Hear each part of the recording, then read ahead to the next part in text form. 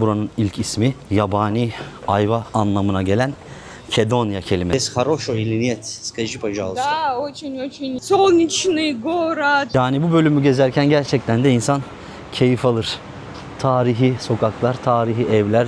Buranın en ünlü tatlılarından bir tanesi bu. Lor tatlısı. Şöyle dondurmalı. Rüzgarı bir görün.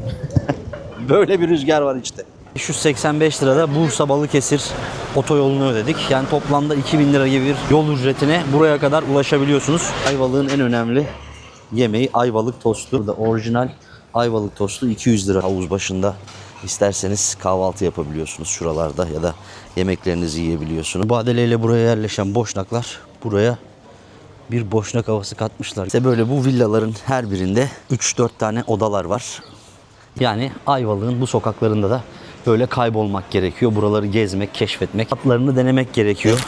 Biliyorsunuz Gürcistan üzerinden, Krasnodar'dan Rusya'ya kadar geldik. Bunu izlediniz. Burada İstanbul'da sevgili Mesut'la video çektik. Onu izlediniz. Bu da artık işte birkaç video çekmek istiyorum buralardan, Türkiye'den. Ayvalık'ı da, yani burayı da size göstermek istedim. Cunda'yı da Şu an Cunda Adası'ndayız. Cunda'yı da göstermek istedim. Türkiye'den de birkaç video yapıp tekrardan Rusya'ya geri döneceğiz. Ve Rusya'da gezimize ya da tabii dünyanın başka yerlerinde de olabilir. Artık biliyorsunuz başka ülkeleri de geziyorum. Oraları da gezmeye devam edeceğiz. Otelimiz burası arkadaşlar. Cunda Garden Otel'in ismi. Şöyle göstereyim. Burayı seçmemizin nedeni aslında gördüğünüz gibi aile ve çocuk dostu bir otel. Ne diyor? Sizlerin en değerli varlıklarınız bizim misafirlerimiz. O yüzden burayı seçtik. Yerin ismi de Cunda Garden. Çok güzel böyle işte birkaç villa var. Villanın olduğu yer. Güzel bir böyle işte havuz başı var. Havuz başında isterseniz kahvaltı yapabiliyorsunuz şuralarda ya da yemeklerinizi yiyebiliyorsunuz. Yani güzel, nezih bir otel. Odaları da birazdan size göstereceğim. Şimdi kahvaltı yapmaya gidiyoruz. Yani bazen soruyorsunuz, otel önerisi istiyorsunuz. Burada rahatlıkla, gönül rahatlığıyla kalabilirsiniz. Hem temiz hem iyi insanlar hem aile dostu. Güzel de bir ortam. Kahvaltıyı da böyle güzel bir şekilde gölgede yapıyorsunuz.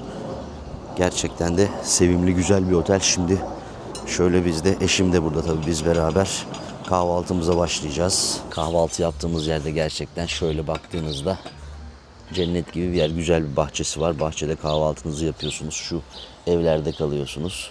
Çok keyifli, güzel bir otel. Oturduk, kahvaltılarımızı bekliyoruz. Buraya getiriyorlar. Kişi sayısına göre getiriyorlar. Bir de kahvaltı saatinde sınırı yok. En sevdiğim özelliklerinden bir tanesi bu oldu. Yani işte şu saatler arasında geleceksin gibi bir şey yok bu otelde. Sabah kalkıyorsun, geliyorsun, kahvaltını hemen getiriyorlar. Süper. Keşke hepsi böyle olsa. Kahvaltılarımız gelmeye başladı böyle. Sebze, peynir, işte bilumum kahvaltılıklar var. Ekmek var, simit var. Hepsinden koyuyorlar böyle. Sağ olsunlar. Yani güzel bir kahvaltısı var buranın aynı zamanda. Arkadaşlar burada ailece birlikteyiz ve oğlum Mehmet Timur. Beni önceden izleyenler bir merhaba desene Timur. Merhaba. Nasılsın? İyiyim. Hadi bakalım. Kimsin? Kral. Türkçe. Söyle. Kral. Tamam kral. Хлебушек маслом намазать. Burada bir sürü kedilerimiz de var. Hı. Bu ama şey değil. Saldırmayın ha. Yemek değil bu. Bir şey değil.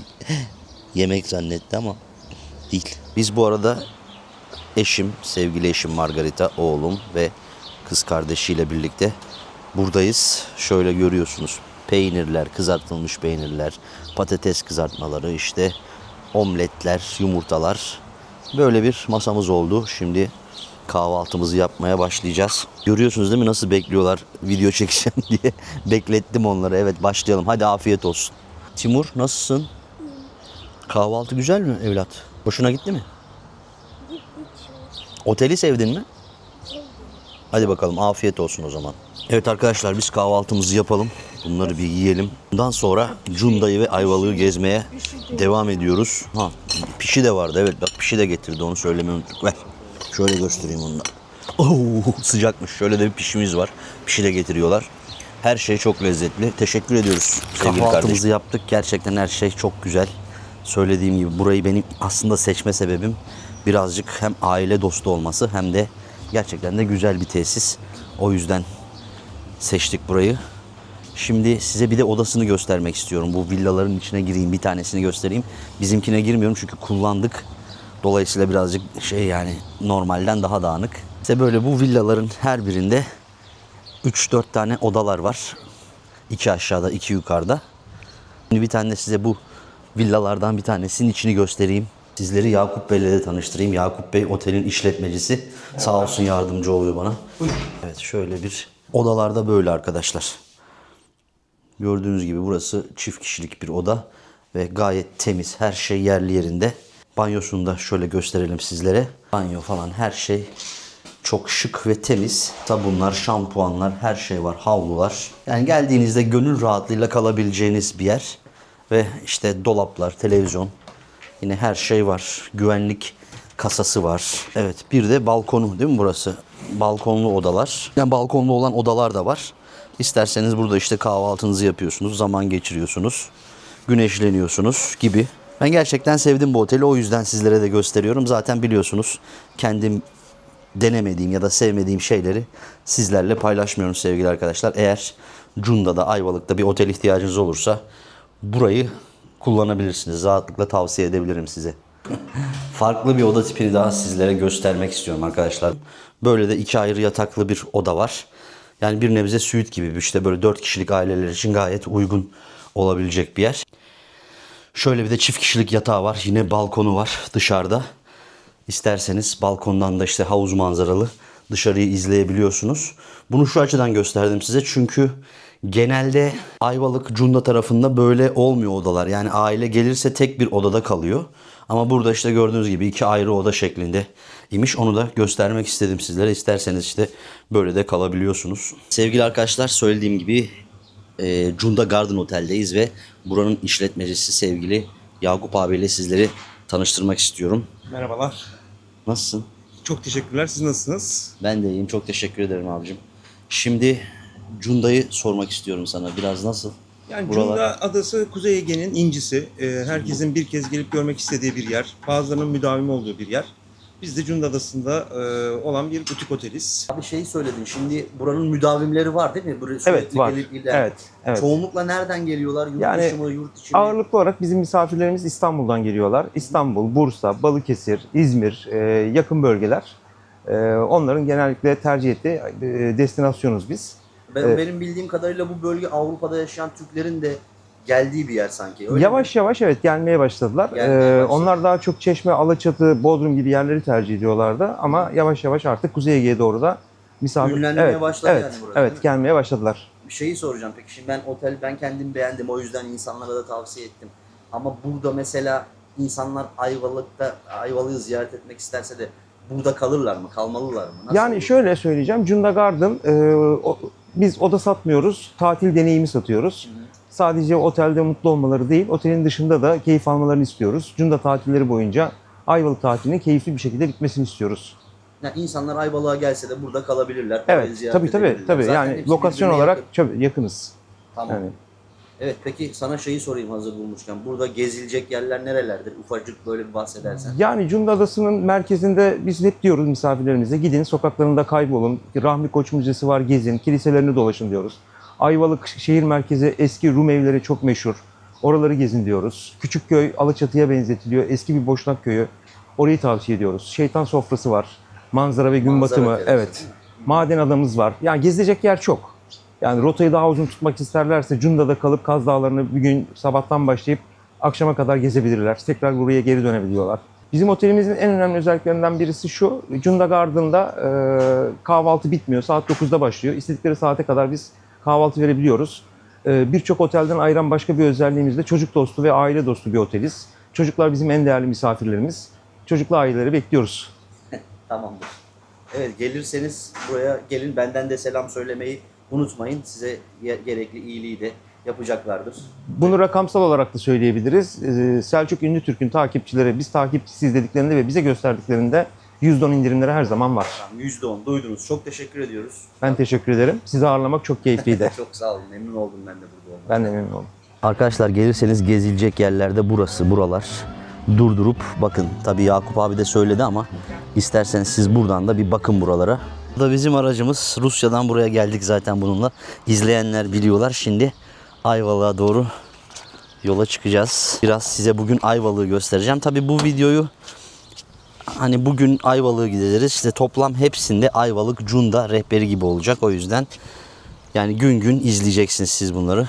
Bir gün içerisinde tabii her yeri gezmek mümkün değil. O yüzden bugün mesela Ayvalık'ı gezeceğim. Yarın başka bir noktayı gezeceğim. Yani siz toplam videoda bunların hepsini bölüm bölüm göreceksiniz zaten.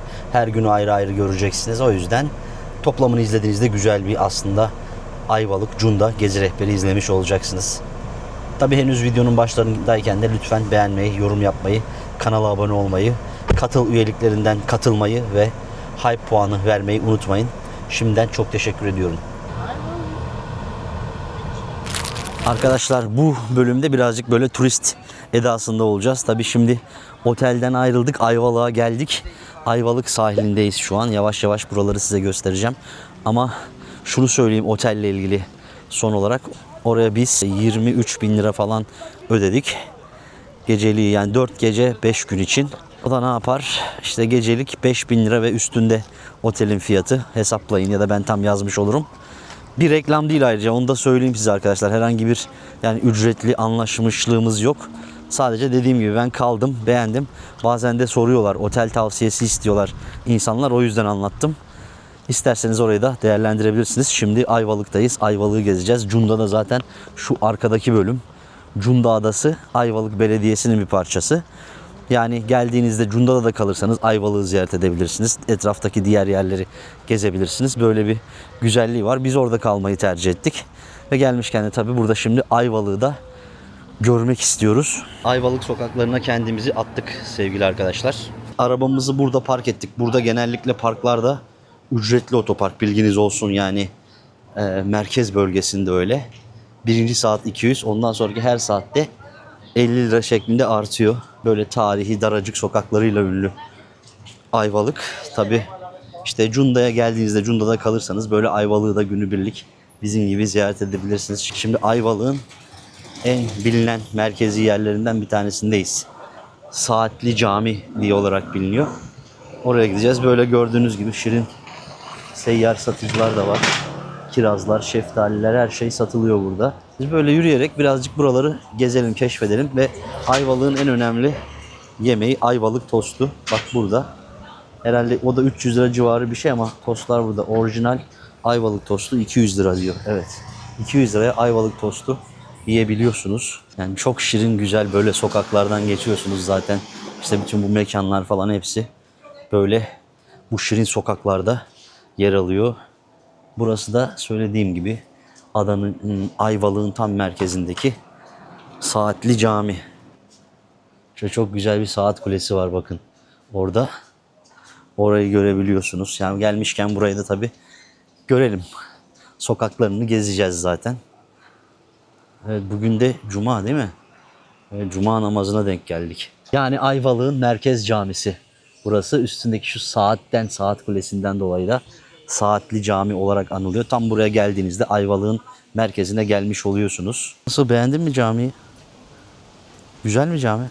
Evet, güzel. Namaz kılacak mısın? Evet, hocam. Tamam. Hadi bakalım. Bunlar ne kadarmış?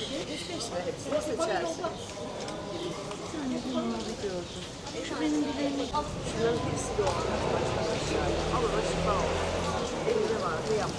Az evvel gezdiğimiz cami, Saatli Cami eski bir kiliseymiş. Ayayanni Kilisesi. 1870 yılında yapılmış ve 1928 yılında ise camiye çevrilmiş burası. Söylediğim gibi şehrin en güzel noktalarından bir tanesi.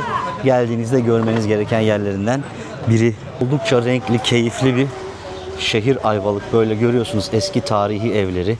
İşte kapıları, camları, pencereleriyle muhteşem bir yer bence. Yani gezilecek, görülecek beldelerden bir tanesi Türkiye'de. Güzel böyle işte hediyelikçiler, kafeler falan da var burada. Gelip görebileceğiniz. Şöyle biraz arkalarına doğru geldik ama çarşıya doğru da götüreceğim sizi. Ayvalık'ın tarihi tabii en eski çağlara kadar devam ediyor. Yani Bizanslılar, Greklere kadar devam ediyor, uzanıyor. Hatta buranın ilk ismi yabani ayva anlamına gelen Kedonya kelimesinden geliyormuş. Daha sonrasında işte zaten herhalde oradan temel alınarak Ayvalık'a dönmüş buranın ismi. Şehrin en önemli şeyleri tabii bu gördüğünüz harika kapıları, güzel mimarisi. Şöyle bakın eski evleri. Hatta şu sokağa doğru gidelim. Biraz sokakları şöyle hem gezelim hem size de gösterelim istiyorum. Bakın mesela ne kadar şirin, tam bir Ege kasabası, Kuzey Ege kasabası şu anda. Ve buranın yemekleri de tabii az önce gösterdiğim Ayvalık tostu önemli yemeklerinden. Ayrıca zeytinyağlıları, işte bazı kendilerine özgü tatlıları var. Aslında Cunda'da da var. Cunda'yı da gezeceğim. Bu video içerisinde size Cunda'yı da göstereceğim. Ve burada yine bir şeytan sofrası diye bir manzara terası var. Oraya da çıkacağız. Oraları da göstereceğim. Hepsini teker teker gezeceğiz. Ama buranın işte söylüyorum ya, kendine has yemekleri var. O yemekleri yavaş yavaş denedikçe sizlere yine tanıtmaya çalışacağım. Fakat Cunda'da kavunlu dondurma gördüm. Aslında neyse, onu Cunda'da anlatayım. Arkadaşlar şöyle bir nazarlık alacağız galiba. Evet, burada da hediyelik eşya satan bir dükkana geldik. Çok şirin, buraya özgü hediyelikler var. Onlardan alabilirsiniz geldiğinizde. Evet, biz şu nazar boncuklarından alacağız galiba, değil mi? Evet. Böyle bir hediyelikçi. Daha burada birçok var bu şekilde. Görebilirsiniz yani geldiğinizde. Benden değil, oğlum da kendi çapında YouTuber ama daha yeni. Yeni Sizi mi? takip edelim yani. Bizim şey mi Gezi platformu, evet, Gezi. 300 lira mı abi ikisi şimdi?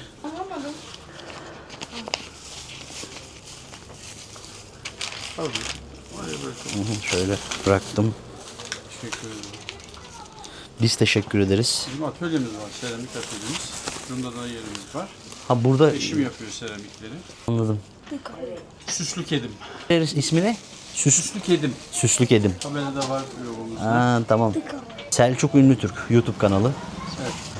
Daha evvel gelmediyseniz ya da işte aileyle tatil arıyorsanız gerçekten bu bölge biçilmiş kaftan, öyle söyleyeyim size.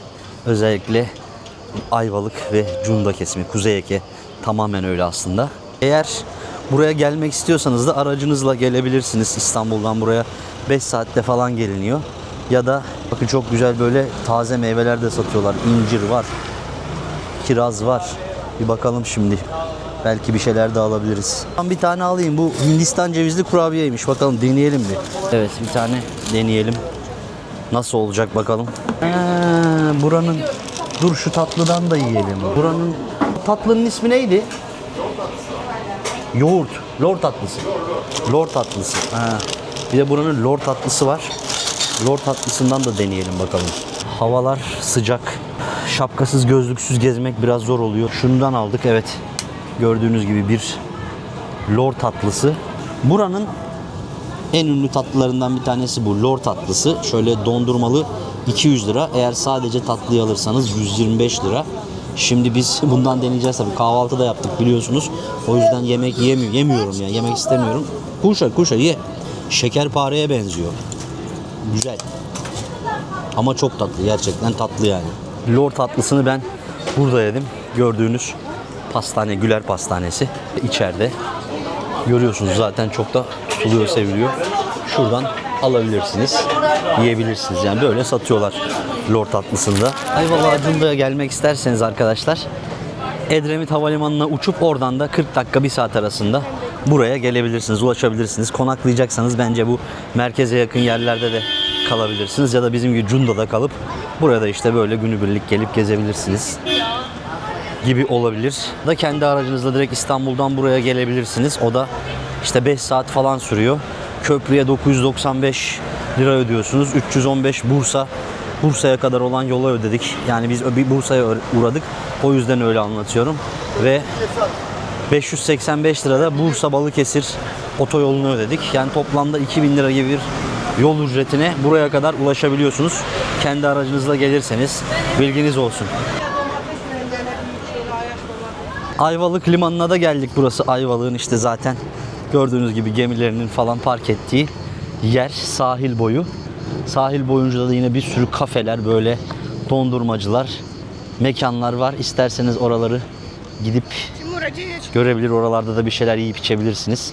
Atatürk heykeli, Kurtuluş Savaşımızın bir sembolü, yüksek ihtimalle Yunanlıların denize döküldüğünü sembolize eden bir anıt var.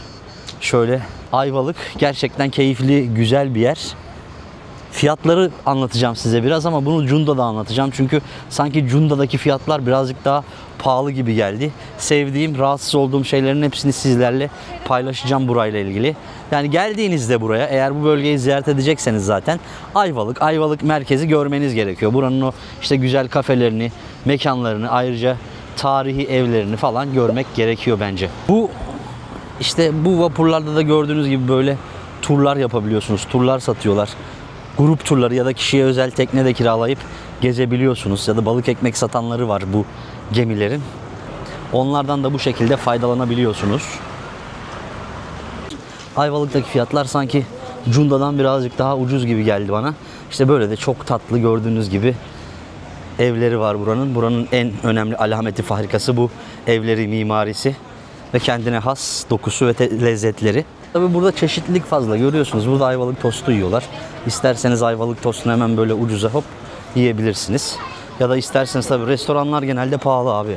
Onu söyleyeyim. Bir oturmada mesela yani en az 4000'lik olursun burada. Özellikle bizim gibi böyle 3 kişi 4 kişilik aileysen 4000'i gözden çıkacaksın bir öğünde. Bölüm gerçekten güzel, işte tam böyle Ayvalık ruhunu, ambiyansını, atmosferini yaşayacağınız yerler. Dar sokaklar, güzel orijinal Ayvalık tostçuları. Hepsini burada bulmak mümkün. İşte hediyelikçiler, sabuncular. Tabii bu bölgenin biliyorsunuz bir de zeytinyağı çok önemli. Ünlü. Yani zeytinyağı ve zeytin ürünleri. O yüzden buraya geldiğinizde onlardan da alabilirsiniz. Her yerde de satıyorlar zaten. Yani Ayvalık'ın bu sokaklarında da böyle kaybolmak gerekiyor. Buraları gezmek, keşfetmek, tatlarını denemek gerekiyor. Tabii ki balığı ve deniz ürünleri de buraların meşhur, biliyorsunuz. Tabii gidersek eğer bir lokantaya, öyle bir restoranta, onları da gösteririm, fiyatlarını da gösteririm. Burası da bir nevi çarşısı, pazarı gibi Ayvalık'ın. İşte peynir, zeytin, her şey satılıyor.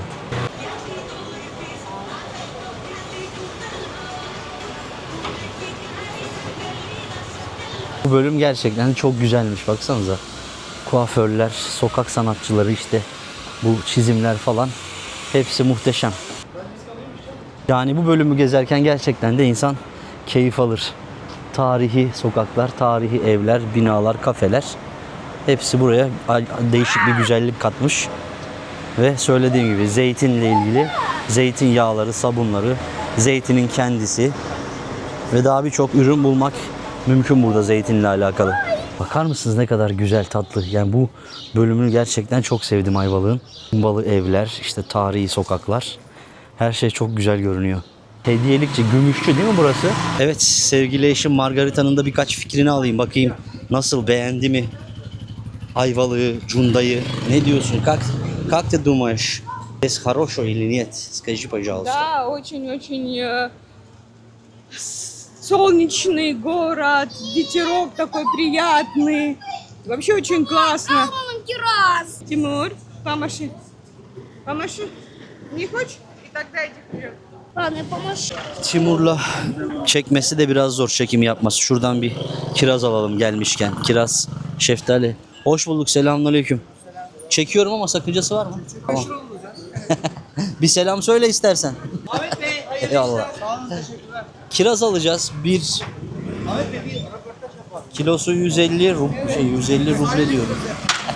150 lira. Erik var, kiraz var, şeftali var. Alalım bir şeyler bakalım şimdi. Meyvemizi de aldık. Şimdi Ayvalık'tan ayrılacağız. Bu akşam şeytan sofrasına götüreceğim sizi.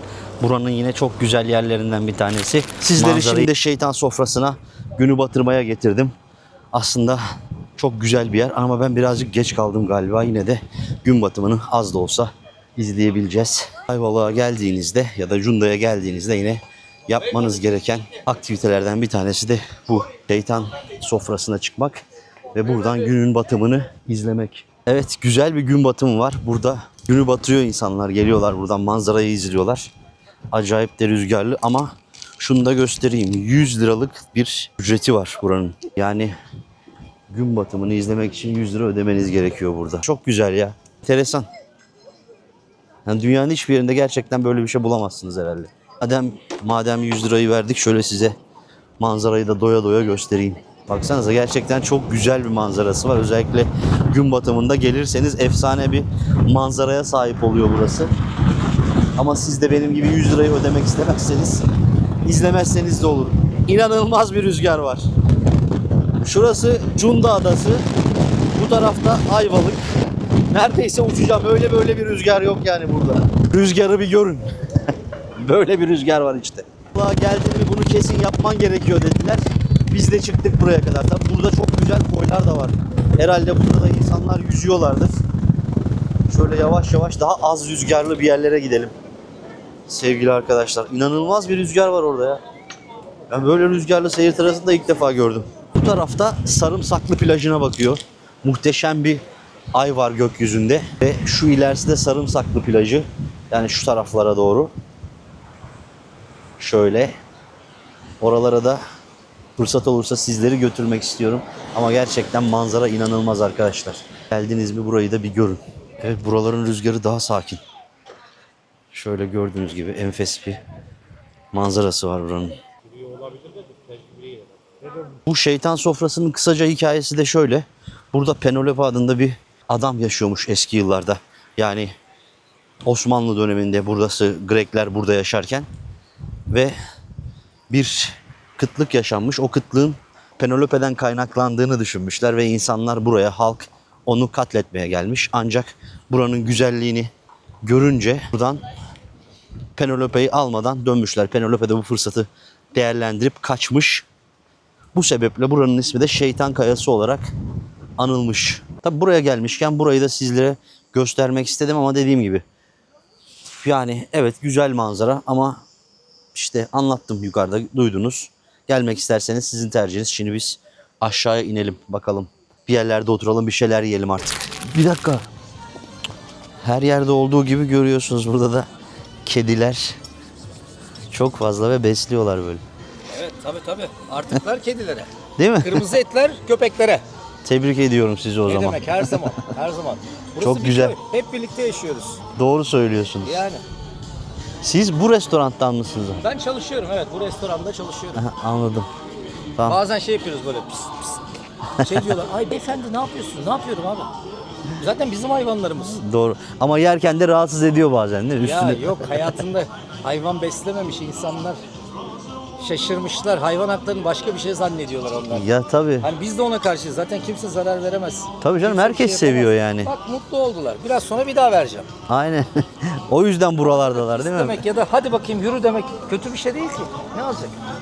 Doğru, ister istemez diyor Ya insan bazen. İstanbullular şaşırmış ya. İstanbul'dan mı geliyorsun sen de? Ben Rusya'dan ama İstanbul'da yaşıyorum. Rusya'dan görmüşsün. Eyvallah. Hemen şeytan sofrasından aşağıya inince böyle çok yakında 3 kilometre uzaklıkta küçük köy var. Küçük köye geldik. Burada yiyelim diyoruz akşam yemeğimizi bugün. Gerçekten burası da çok sevimli bir kasaba. Eski buralar hep zaten yani Yunan, Grek köyleri, kasabaları. Osmanlı döneminde tabii Cumhuriyet sonrasında mübadele olunca buradaki Yunanlılar Yunanistan'a, Yunanistan'daki Türkler ise bu tarafa geliyorlar. Bu şekilde bir nüfus mübadelesi yapılıyor. İşte onlardan kalma yerler. Şu an tabii burada haliyle bizim vatandaşlarımız Türkler yaşıyorlar. Burada da yine geldiğinizde görmeniz gereken yerlerden bir tanesi bu küçük köy. Ve küçük köy tabii aynı zamanda isterseniz çok güzel işte böyle tarihi Balkan köftecisi, mesela Boşnak mantısı buranın, Boşnak böreği, işte Balkan köftesi gibi lezzetleri var. Onları da deneyeceğiz. Hatta onun için geldik diyebiliriz biraz da buraya. Otantik tarihi yapı korunmuş. Gerçekten güzel. Bakalım. Arkadaşlar şimdi biz burada Küçük Köy Sofrası diye bir mekan bulduk. Oraya geldik. Sağ olsun burada Burak kardeşim çok sıcak karşıladı beni. Yeniden merhaba. Nasılsın? Ben de iyiyim, sağ ol. Şöyle şu mikrofonu sana da yakın tutayım ki. Evet. Hoş geldiniz. Şöyle geçelim merhaba. istersen. Hoş bulduk. Evet. Boşnak Köyü efendim burası. Evet. Boşnakların da yani mübadele zamanında gelmişler Boşnaklar buraya. Boşnak lezzetlerinin çoğunlukla olduğu bir mekan burası. Şöyle söyleyebilirim. 1869 yılında yapılan bir binadasınız şu anda. Eskiden burada papazlar kalıyormuş. Papaz konağıymış burası. Arka tarafta kilise. Sonradan camiye çevrilmiş tabii. Sonra biz burayı aldık, restore yaptık. Şu anda burada Boşnak lezzetleri, sabah kahvaltısı, pide, kebap, lahmacun olarak hizmet vermekteyiz. Çok güzel yapıyorsunuz. Evet. Yani küçük köy o zaman eskiden Greklerin yaşadığı. Evet, evet efendim. Şimdi ise Evet, yavaş yavaş popüler olan, böyle turizme açılan bir köy haline geldi şu anda. zaten şeytan sofrasına çıktı. Çok Evet, yakın oraya da. şeytan sofrasına çok yakın, Sarımsaklı plajına çok yakın. Sarımsaklı plajı aynı zamanda dünyada 3. plajdır. 17 kilometre boyunca bir plajı var, kum sahili var. O yüzden burası gayet şu anda ilgi çekiyor. Çok dikkat çekiyor, turist çekiyor. Yeni yeni parlıyor burası. Bir iki senedir şu anda revaçta. Biz de burada yerimizi aldık. Sizleri bekliyoruz efendim. Çok güzel yapmışsınız. Peki Evet. yurt dışından turist geliyor mu? Çok fazla geliyor. Özellikle Sırbistan'dan Arnavut misafirlerimiz geliyor. Sırp misafirlerimiz geliyor. Boşnak misafirlerimiz geliyor Bosna Hersek'ten. Biliyorlar yani bunu. Evet evet biliyorlar. Merak ediyorlar ve geliyorlar. Hatta biz de yavaş yavaş böyle Boşnakça falan öğrenmeye başladık. Gerçekten Ben buralı mi? değilim tabii. Ankaralıyım da. Nerelisin? Ankaralıyım aslen. Ama geldik. Burada bir işletme çalıştırıyoruz. Anladım. Buraya. Kendi işletmeniz mi yoksa? Yok ben burada çalışanım. İşletmesiyle ilgileniyorum sadece. Evet iş sahibi daha farklı. Aynı zamanda biz zeytin ve zeytinyağı üreticisiyiz. Reçelleri kendimiz üretiyoruz. Sabah kahvaltıda verdiğimiz ürünlerin %80'ini kendimiz üretiyoruz. Ekmeğine kadar kendimiz yapıyoruz. Odun ateşinde, taş fırında yapıyoruz. Bu şekilde. Böyle mekanı gezebiliriz. Şimdi tabii ben size şöyle şeyi de etrafı da şöyle ufaktan göstermek istiyorum. Gerçekten çok otantik dizayn edilmiş. Yani bence çok güzel. Ben beğendim. Zaten biz şimdi burada akşam yemeğimizi yiyeceğiz. Evet. Sağ olsun dedim ya Burak kardeşim de çok sıcak davrandı. Teşekkür ederim. Evet girelim geçelim. Aynı zamanda Şimdi biz, konuşacağız. biz bir de aynı zamanda butik bir oteliz. 5 tane de odamız var. Burada otel olarak da hizmet veriyoruz. Bu şekilde. Şöyle bahçemize bakabilirsiniz. Bahçemizde limon, portakal ve kumkat ağaçlarıyla Aynı dolu. zamanda otelin bahçesi. Evet. Aynı zamanda restorantımız burası bizim. Tabii otelin de bahçesi olarak geçiyor. Otel misafirlerimize oda kahvaltı olarak veriyoruz. Yani Fiyatları da söyle hazır söylemişken. şu anda 5000 TL'den başlıyor. Senin ismini veya bu videoyu izleyerek gelenlere ise indirimimiz olur. Olur yani. Sıkıntı yok. Tamam. Rica ederim abi. Ne demek? Biz yemeğimizi Harika. söyleyelim Tamam. artık. Bu işletme böyle çok güzel bir sokakta, inanılmaz güzel bir yerde ve harika da bir bahçesi var. Şimdi bu bahçede biz akşam yemeğimizi yiyeceğiz. Bakar mısınız ne kadar şirin, güzel. Şurada da biz akşam yemeğimizi yiyeceğiz. Boşnak böreğimiz geldi. Şöyle patatesli, patlıcanlı, kıymalı var ve bir de mantı. Bu da boşnak mantısı sevgili arkadaşlar. Şimdi mantı ve börek yiyeceğiz. Hamur üstüne hamur oldu ama ne yapalım? Bugün de böyle olsun. Küçükköy'e gelince bu yeniliyor. Afiyet olsun. Henüz Bosna Hersek'e gitmedim ama buradaki gayet lezzetli arkadaşlar. Şöyle bu neli? Herhalde bu patlıcanlı olanı. Patatesli mi bu ya? Bu kıymalısı değil mi? Bu da patlıcanlı. Nefes 10 numara. Yalnız bu patatesli galiba hocam öyle mi? Kıymalı istemiştik biz. Bu kıymalı mı? Patatesli bu ya. Bunlar da boşnak mezeleri arkadaşlar. Şu soka, bunun içinde ac var. Yani acıka gibi hissettim ben. Bu da soka. Biberli, yoğurtlu bir meze. Yemeğimizi yedik. Şimdi küçük köyü biraz gezelim. Tabi buranın da kendine has böyle güzel bir meydanı var. Ufak bir meydanı var. Çarşısı var. Burada biraz yürüyelim. İşte çarşıda da böyle boşnak böreği yiyebiliyorsunuz fiyatlamada. Şu şekilde. Bosanska pita. Dondurma aldık ya. Daha ne dondurması? Bu da adaya özgü birçok tadı da görebilirsiniz. Triliçe. Bu da herhalde boşnak tatlısı olabilir mi? Yine kaymaklı muhallebili tatlılar var. Şu var. Bu lor tatlısı. Değil mi? Bu ne abi? Sürekli oradan çiğ badem keşkül diyorlar. Ha, çiğ badem keşkül. Muhallebi, Muhallebi yani. gönül rahatlığı, günlük hepsi gönül rahatlığı ayırırsın. 45 yılındayız biz. Bu köye bizim yolumuz akşam düştü ama siz gündüz gelin. Gündüz gezilecek yermiş burası. Çok güzel hediyeliklerin satıldığı yerler var burada. Bu köyde arkadaşlar el yapımı görüyorsunuz. Çatal, bıçak, kaşık her şey var. Yine mis gibi kokuyor sabunlar, zeytinyağları, işte zeytin ürünleri. Bunları da burada bulmak mümkün. Burada daha konsept, daha böyle yani şık mekanlar, şık yerler gördüm. Eğer gelirseniz Küçükköy'ü de değerlendirin. Kesinlikle burası güzel bir yer yani. Hem akşamları hem de gündüzleri için bilginiz olsun. Biz şimdi buradan ayrılıyoruz yavaş yavaş. Ben şimdi Cunda'da da ben gideceğim Sankt Petersburg'dan uçakla. Neyse şimdi gidelim Airbus'la A350. Hadi. Yürüyelim hem gidelim. Anlat, bitti mi? Evet. Tamam mı, bitti mi? Teşekkür ediyoruz Timur. Benim oğlum da böyle konuşur her zaman. Adamdır. İnanılmaz keyifli bir yer, keyifli bir köy, belde. Ama insanlar sürekli olduğunda burada nasıl yaşıyorlar ben merak ediyorum gerçekten. Yani hiç böyle bir yerde yaşamadım. Yani küçüklük anlamında, o yüzden sanki şey gibi. Yani sürekli yaşarsan biraz sanki sıkıcı gelebilir gibi geldi bana. Acaba yanılıyor muyum?